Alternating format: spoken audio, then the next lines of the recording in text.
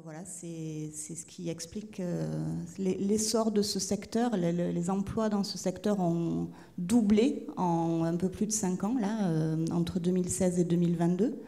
Donc, eh bien, il faut des gens pour travailler, et c'est ce qui explique la présence de plusieurs écoles d'animation, d'écoles supérieures sur le territoire. On resalue à nouveau la présence des étudiants de Artefix. Merci d'être venus. Et puis, donc, parmi ces écoles, eh ben, vous l'aurez compris, on va faire un focus maintenant sur l'ICID.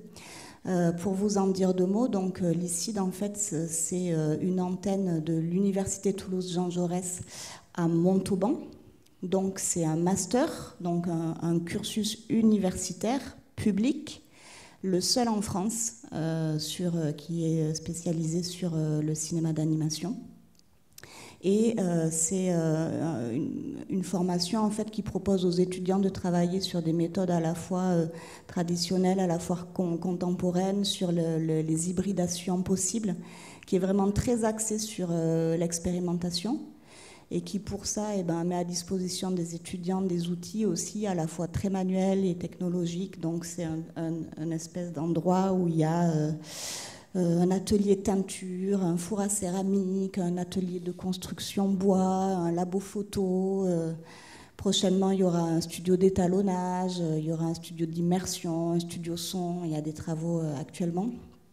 Et tout ceci vraiment au service d'accompagner chaque étudiant vraiment à trouver un peu son univers propre, son univers plastique, son univers esthétique. Être un peu dans l'affirmation de sa singularité. Et c'est quelque chose quand on voit les films de fin d'études de l'ICID, leur qualité, leur diversité, on sent vraiment ce travail qui est mené. Et donc on avait envie de vous faire un peu découvrir et partager ce travail et en invitant 3 étudiantes qui sont en M1, donc ils sont au tout début de l'histoire, de cette histoire qui va durer 2 ans, de la réalisation de leur film de fin d'études. Donc là, on est au stade vraiment, dites-vous bien, de peut-être embryonnaire, ou peut-être un peu plus qu'un embryon, mais voilà, on en est là. Et elles vont vous présenter leurs travaux et en discuter avec Florence, en compagnie de Frédérique Blanchin, qui est la directrice du master. Merci Karim, merci pour cette belle invitation. C'est une première pour nous à l'ICID, effectivement, et surtout pour les étudiantes de présenter leur travail. C'est un exercice qui n'est pas facile parce que là, on leur demande de sortir de leur atelier avec tous les doutes, toutes les questions que l'on se pose sur cette histoire qu'on a envie de raconter et comment on va la raconter. La première année de master à l'ICID, quand les étudiants en fait ils arrivent, l'année elle commence, ils se présentent, ils nous racontent pourquoi ils sont là, pourquoi ils veulent travailler pendant 2 ans ici avec nous, et ils vont parler de leur technique, des sujets les thématiques qui les traversent. Donc ils vont un peu nous présenter tout ça et nous dire ce sur quoi ils veulent travailler pendant 2 ans, parce que la spécificité à l'ICID, donc comme le disait Marie, c'est une école attachée à l'université de Toulouse-Jean Jaurès, donc c'est un diplôme universitaire. Et le travail n'est pas, pendant 2 ans, ils ne font pas qu'un travail de réalisation de films, ils ont tout un travail autour de la recherche. Et c'est un travail donc de création-recherche où ils vont articuler un mémoire et une pratique qui va donc aboutir à la réalisation d'un film. Et donc une fois qu'ils nous ont présenté un petit peu ce sur quoi ils voulaient travailler, en fait avec toute l'équipe pédagogique, on les accompagne. Dans l'équipe, il y a des universitaires, mais il y a essentiellement des professionnels, avec chacun des compétences différentes, et on va intervenir, certains sur le scénario, d'autres sur le storyboard, sur la direction artistique, sur l'animation, etc., etc. Et donc pendant 2 ans, on les accompagne jusqu'à l'aboutissement du film. Chaque étudiant est libre d'animer ce qu'il a envie, enfin la matière qu'il a envie. Il peut animer, certains vont faire des films en 3D sur ordinateur, d'autres en sable, en marionnette, en volume, en peinture. Et des fois, on va aussi mélanger beaucoup les techniques. Donc voilà, des travaux qui vont être en hybridation, où tout va se croiser. Et voilà, donc ils vont questionner un petit peu tout ça et leur pratique et comment en fait ils vont animer les choses, quelle est un petit peu leur philosophie du mouvement, de comment ils perçoivent le monde et comment ils ont envie de nous le rendre. Donc la première année, il y a vraiment ce travail où on part du réel, un travail d'enquête, de terrain, tant sur les couleurs, les matières, le mouvement des choses, des éléments, et aussi du sujet lui-même. Donc, les 3 étudiantes qui vont présenter l'une après l'autre leur projet sont dessus depuis, on va dire 3 mois à peu près. Donc voilà, c'est déjà on travaille à l'écriture du film, et également, à l'écriture en termes de scénario, mais aussi à l'écriture visuelle. Les deux, en fait, on les mène en même temps. Donc voilà, elles oscillent entre l'écriture du scénario et des premières expérimentations, et c'est ce qu'elles vont nous faire découvrir là. Donc elles vont vous expliquer. Je laisse tout de suite peut-être donc la parole à la première étudiante, Lucille. C'est parti. Je m'appelle Lucille Grivelet, je suis étudiante en première année de master à l'ICID de Montauban et je vais vous parler un petit peu de mon projet de film de fin d'études. Alors, a priori, c'est un film qui, on l'espère, va durer 5 minutes environ et qui va s'appeler « Vite, loin, longtemps », en tout cas c'est le titre provisoire. Et hop là. Donc au niveau des techniques, tout va bien. Okay. Au niveau des techniques, on va être sur quelque chose donc je me mets un peu des bâtons dans les roues, mais de multi-techniques, beaucoup tourné vers l'animation 2D traditionnelle, avec des rendus à la peinture, au fusain, à l'encre, et un petit peu de stop motion sur des textures, je vais vous en parler un petit peu. Donc si je devais vous le résumer, je vous dirais que c'est un faux documentaire présenté par une entité mystérieuse, une voix désincarnée, qui va faire des interviews auprès de 3 personnages un peu loufoques, dans des scénettes un petit peu décousues, comme un genre de zapping. Et au fil du récit, en fait, cette voix off un petit peu oppressante va perdre le contrôle de son émission, un peu comme si le film ne voulait plus être vu, et avec une espèce d'explosion d'images abstraites. Alors, vite, loin, longtemps, pourquoi ? Eh bien, écoutez, ça vient d'une locution latine, cito longue tarde, et c'est en gros le conseil qu'on donnait aux gens quand il y avait la peste, pars vite et reviens tard. Et du coup, c'est très à propos, je trouve, pour un film qui va parler de la fuite. La fuite, c'est un sujet intéressant puisqu'il est assez protéiforme. En fait, il a plein de sens différents. Et on est beaucoup confronté à la fuite au quotidien, je trouve. On peut être... on va être confronté à, par exemple, le fait de vouloir fuir nos responsabilités, ou on aime bien aussi, des fois, fuir dans notre imagination, dans la fiction, etc. Des fois aussi, on a envie de fuir, par exemple, quand on parle face à une salle comble. Et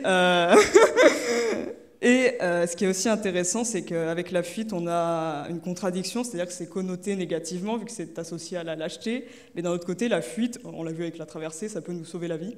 Et c'est lié à l'instinct de survie. Enfin, l'être humain, il a 2 grandes jambes, c'est pour se tailler, quoi. Voilà. Alors, donc c'est pour ça que j'ai pensé mon film à travers une structure avec des petites scénettes décousues.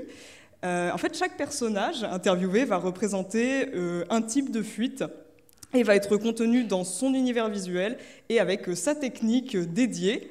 Donc, je n'ai pas expérimenté sur toutes les scénettes que j'avais prévues, mais je vous en montre quelques-unes. Donc, la première scène, ce serait un genre de road movie. J'aime bien perdre le spectateur au début du film. Il croit qu'il va voir un type de film complètement différent de ce qu'il va voir au final. Donc, on est sur un genre de film d'action road movie. On a un personnage qui va faire un délit de fuite. Alors, j'ai vraiment pris toutes les expressions avec le mot fuite dedans. Délit de fuite, fuite d'eau, fuite des cerveaux, fuite du temps, etc. Et j'en ai, donc voilà, j'ai un petit peu, je les ai répartis à travers mes scénettes. Donc on a ce personnage qui fait un délit de fuite, qui s'enfuit de l'accident, de la scène de l'accident, et on va un peu l'attraper sur le bord de la route et lui poser des questions de manière complètement absurde. Je voulais avoir un côté un petit peu rétro, inspiré de l'animation sur celluloïd. Je n'ai pas de celluloïd chez moi, donc ce que j'ai fait, c'est que j'ai pris des feuilles de plastique, vous savez, pour les classeurs, et j'ai peint dessus à l'acrylique. Et pour le décor, j'ai fait de l'aquarelle.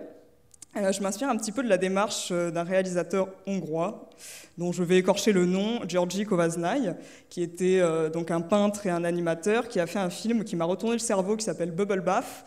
on a quelque chose de très pop, très psychédélique, assez drôle et très figuratif, avec des personnages qui discutent, etc.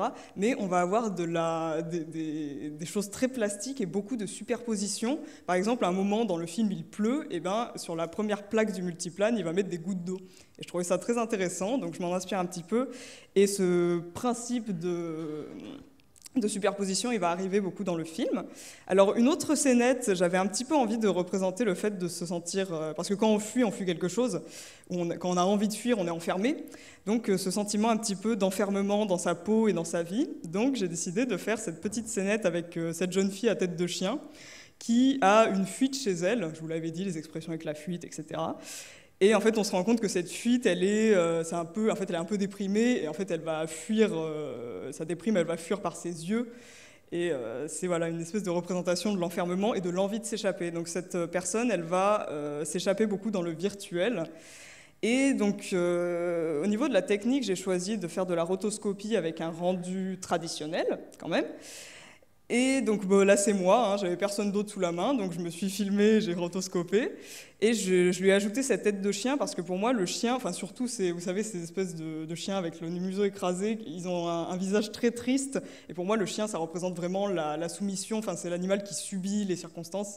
Donc il y a un petit peu un côté aussi avatar, donc avec voilà, le côté virtuel. Je m'inspire un petit peu de la réalisatrice Elizabeth Hobbs, qui a fait un super film qui s'appelle The Debutant, qui va vraiment faire de la rotoscopie très plastique sur du papier journal avec de l'encre, etc. Voilà. Et donc pour la séquence du film, en fait le film lui-même, à un moment, il va décider de ne plus être vu et de s'enfuir. Donc c'est vrai que je pourrais commencer à réfléchir à montrer par exemple le processus de filmage du film à l'envers, ça pourrait être intéressant. Pour l'instant, j'ai juste travaillé sur des petites scénettes abstraites. Et pour coller à mon propos, j'avais envie de faire de l'animation qui se fait toute seule, entre guillemets, où il y a beaucoup d'accidents et j'ai pas beaucoup d'intervention de ma part. Donc ce que j'ai fait une espèce de mixture avec du white spirit, de l'eau et de la peinture, et j'ai filmé cette matière, cette texture en train de se mouvoir. J'ai essayé de superposer les deux à un moment, et aussi j'ai mis des gouttes de peinture sur une surface humide, et je les ai regardées s'étendre en fait, et j'ai un peu joué avec, etc. Et écoutez, je pense que la vidéo sera plus parlante, donc on peut la lancer. Je vais me tordre le cou. Voilà. Donc voilà, on a ce premier personnage, et le deuxième dont je vous avais parlé. Donc il faudra que je travaille sur ce clignotement parce que ça fait un peu mal aux yeux. Et donc voilà les textures dont je vous avais parlé, donc filmées au téléphone sur un multiplane de DIY. Alors là, ce qui est intéressant, c'est que je trouve que les intertitres, on a ce réflexe de vouloir les faire au numérique, mais je trouvais ça intéressant de les faire de trouver des solutions pour les faire en technique traditionnelle. Mais ce n'est pas un rejet du numérique, parce que par exemple, pour un peu travailler la vitesse et faire cet effet de rembobinage, j'ai utilisé le numérique, ainsi que pour faire les couleurs un peu psychédéliques. Et voilà, donc je n'ai pas vraiment de conclusion. Donc voilà, je dois continuer les expérimentations. Voilà. Et bien, merci de m'avoir écouté.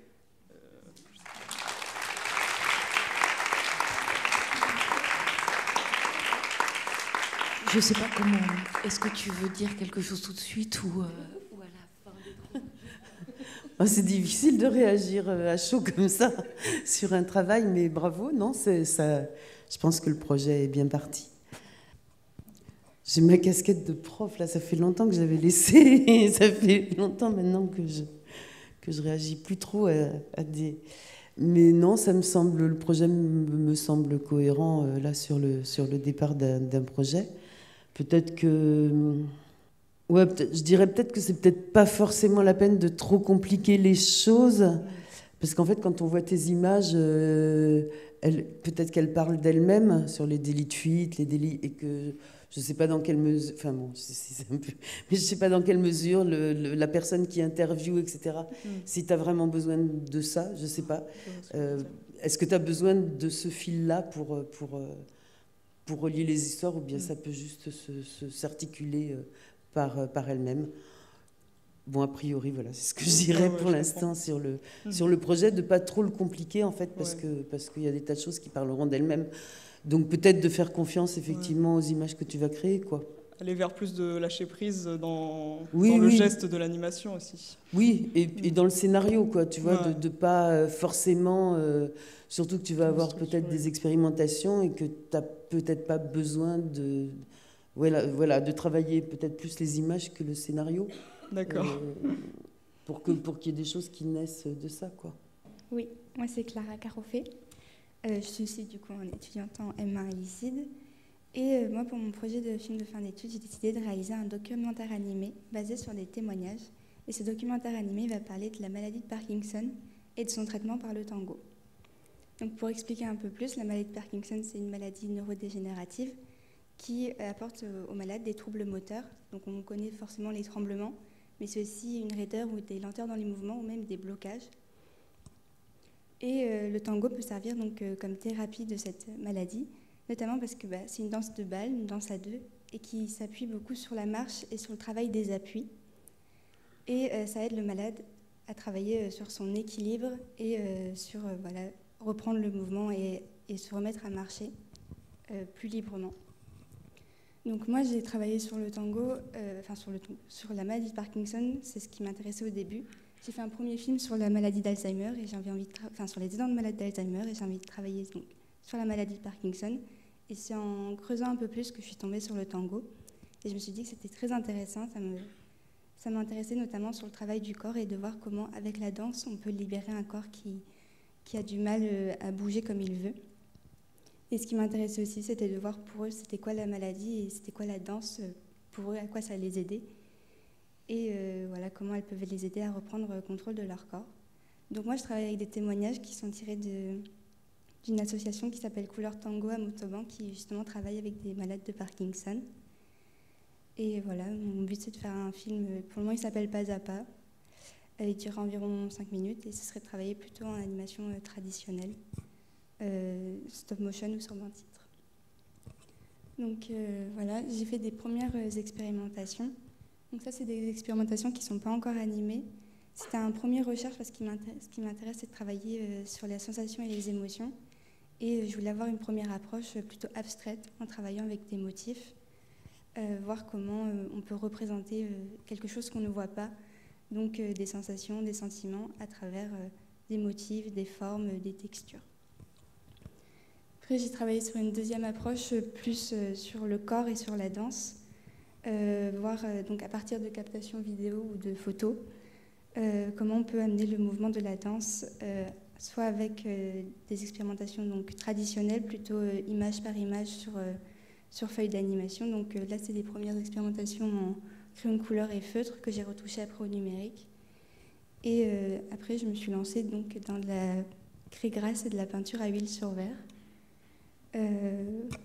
Voilà, donc ce qui m'intéresse dans cette technique, c'est vraiment avoir la texture et avoir une place de l'erreur et de la trace. Ce qui m'intéresse, c'est d'avoir une animation imparfaite, mais très vivante et très proche de l'humain et des sensations, pour essayer de retranscrire vraiment ce qu'ils ressentent dans leur corps quand ils dansent. Et voilà, mon objectif maintenant, c'est d'essayer de combiner mes premières expérimentations plus abstraites avec cette technique-là de la pâture et de la craie grattée sur l'huile. Voilà, on peut voir la vidéo. Donc ça, c'était vraiment les premières expérimentations sur feuille d'anime, image par image. Donc là, c'était du feutre, on a eu du crayon de couleur. Voilà, c'était voir le mouvement, essayer de voir comment il peut s'effacer et comment on peut voir encore la trace aussi du réalisateur et de l'humain en travaillant sur la plaque et en effaçant au doigt à chaque fois. Et voilà.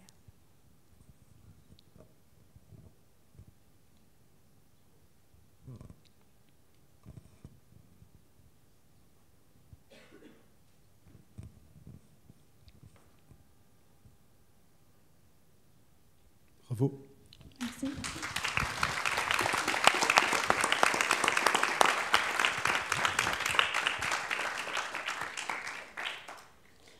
Ben pareil, c'est un beau projet. Ensuite, je sais pas, j'ai l'impression que la difficulté, ça va peut-être être de montrer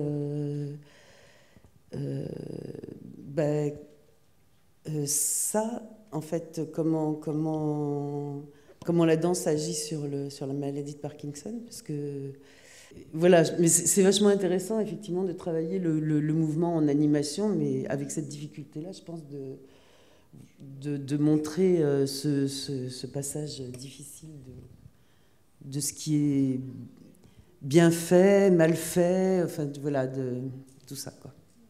On passe au troisième projet. Merci. Mais oui, tu vois, par exemple, oui, ça me fait penser, oui, les mains en gros plan, voilà, c'est pas facile sur le plan de l'animation, je pense.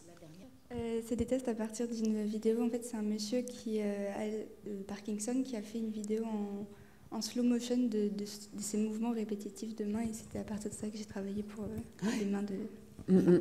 Viviane. Oui.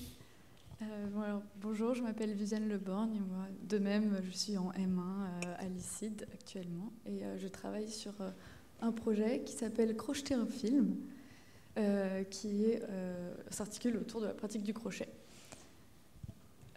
Donc l'idée est de réaliser un court-métrage d'environ 5 minutes qui s'appelle pour l'instant La merveilleuse aventure du crochet, traitant des thématiques de l'apprentissage, de relations intergénérationnelles et de transmission.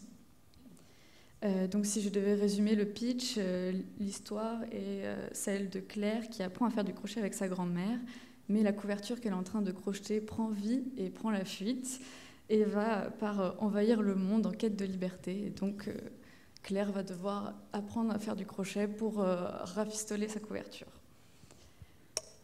Si je devais définir le crochet, en gros, le tricot désigne une étoffe faite avec l'aide d'aiguilles ou de crochets. Et un tricot est un ensemble de nœuds appelés mailles qui sont entremêlés entre elles. Pour analyser le sujet, je suis allée m'enquérir auprès de Marcel Charponnet, ma grand-mère, qui m'a appris à faire du crochet.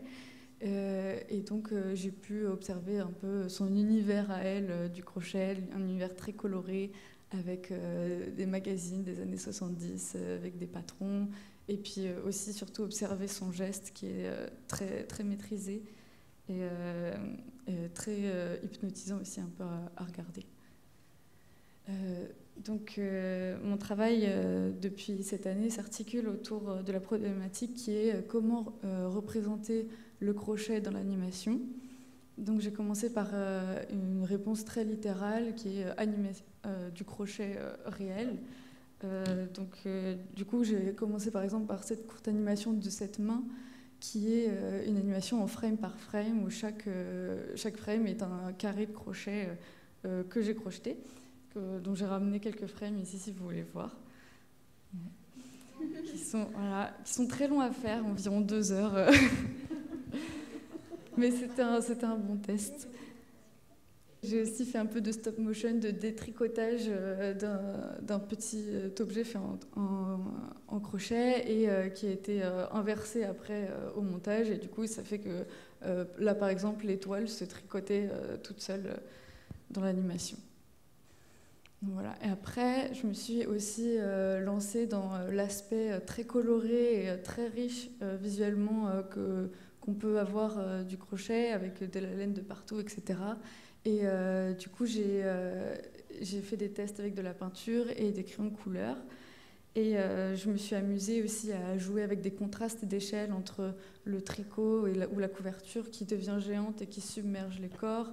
Et un vrai rapport au corps entre le crochet et le fil. Et je me suis un peu inspirée de l'art du cirque aussi là-dedans, parce qu'il y a le tissu aérien notamment qui je trouve est un peu une sorte de crochet géant, enfin manière de faire du tricot géant avec son corps. Je trouvais ça un peu rigolo. Et voilà, et après sur... la prochaine image, vous pouvez voir quelques images de l'univers que j'ai imaginé pour ce film, mais qui est en cours de réalisation. Et si vous voulez, on peut regarder les tests d'animation qui vont peut-être plus parler. Donc voilà, la fameuse main en crochet. Ça, c'est le détricotage. J'aimais bien aussi le fait que, vous pouvez voir là le fil qui bougeait, qui était un peu tiré par le détricotage aussi. Et ah oui, alors là, je me suis intéressée plus au geste de crocheter et du coup, j'ai essayé d'exagérer cette manière de crocheter qui est de vraiment rentrer dans un trou pour sortir. Voilà, là, c'est des tests. Je travaille encore sur comment faire ça en animation. Ça, c'est le tout début où on fait vraiment attraper. Et voilà, et ça, c'est des tests un peu plus de position du corps dans l'espace. Et dans cet univers où la couverture a tout submergé. Voilà.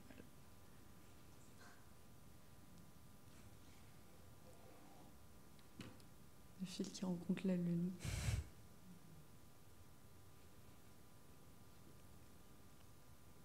Ah oui, et j'avais imaginé aussi un traitement graphique, pour l'instant c'est encore dans ma tête, mais un traitement graphique différent entre le fil qui est un peu tremblant au moment où la personne ne maîtrise pas encore le geste et qui va être ensuite beaucoup plus fluide quand elle aura bien intégré l'automatisme du geste. Et voilà.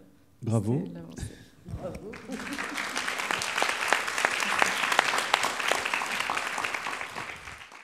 Ouais, mais pareil, là aussi, il y a pas mal d'expérimentations à faire par rapport à la représentation. Ce que j'ai pas très bien compris, c'est tu vas faire de l'animation en crochet ou parce que moi, je me disais déjà que je pense que pas. C'est toujours un peu dingue de prévoir un film d'animation, mais là c'est juste c'est juste une folie complète. Oui, ça risque d'être compliqué. Bon, honnêtement, je pense pas, mais je réfléchis à des solutions, d'autres manières de faire, parce que comme ça. Ouais, après, tu n'es peut-être pas obligé de crocheter le motif. Tu peux avoir des matières de crochet avec que des trucs blancs et puis ensuite faire plutôt de la broderie. Mais, enfin, je ne sais pas si c'est peut-être un tout petit peu moins long, je sais pas. C'est sûr. Et puis ensuite, je vois pas encore quel est ton... quel serait ton... Plastiquement, en fait, cette idée de couverture qui s'envole, en fait, parce que là, tu montes des choses plutôt au pastel, c'est ça À la peinture. Ou à l'aquarelle, à la peinture À l'acrylique et crayon à de couleur mélangé. Et en fait, ça va être comme ça, ou bien au contraire, parce que les images que tu montres me donnent pas l'impression de ce paysage couverture dont tu parles dans ton... Oui, c'est vrai. Je travaille encore, je ne suis pas encore trop définie comment ce sera, mais disons que je teste un peu dans tous les sens. Mais j'aime bien le côté crayon de couleur un peu foisonnant que ça peut avoir. Mais, Et avec des fils de couleur qui passeraient dans ce... Mais des vrais fils de laine ou des... Peut-être, oui, je pense. Moi, je pense que c'est bien de faire la liaison entre le sujet et la technique que tu vas utiliser, quoi. Oh, merci. Est-ce que des personnes veulent réagir? Alors, peut-être les étudiants, les collègues de l'ICID, les étudiants d'Artefix, peut-être aussi leurs enseignants. Monsieur, si vous voulez réagir à ce que vous venez de voir. Et aussi cet exercice qui consiste à présenter. Sandrine, si tu le souhaites, libre à vous. Et on vous amène le micro si vous souhaitez. Merci, je suis Sandrine Auducœur, directrice de projet dans le cinéma d'animation, les effets visuels depuis plus de 30 ans. Et j'ai eu la chance de travailler avec Florence Bial il y a fort longtemps, il y a plus de 15 ans. Plus de 15 ans, oui. Voilà. Oui, pour réagir, eh bien, je trouve qu'effectivement, la matière, c'est vivant. Et notamment sur votre film, autour du crochet, je suis assez d'accord avec Florence, mettre la matière plus en évidence. Et c'est le sujet, il est là aussi. C'est la matière qui est là, qui est présente, et qui va aussi être la trame peut-être, et le fil conducteur de votre film. Et s'appuyer sur cette matière, c'est ce que fait Florence aussi à travers ses films, et ce qu'on a vu aussi ce matin, ces références-là. Appuyez-vous sur ces éléments-là qui sont votre chemin. Je pense que la matière, il faut la voir et la ressentir. Merci. Si. Et bravo à toutes les trois pour présenter des projets. C'est toujours assez difficile de faire les pitchs de ces projets. Donc, bravo. Merci.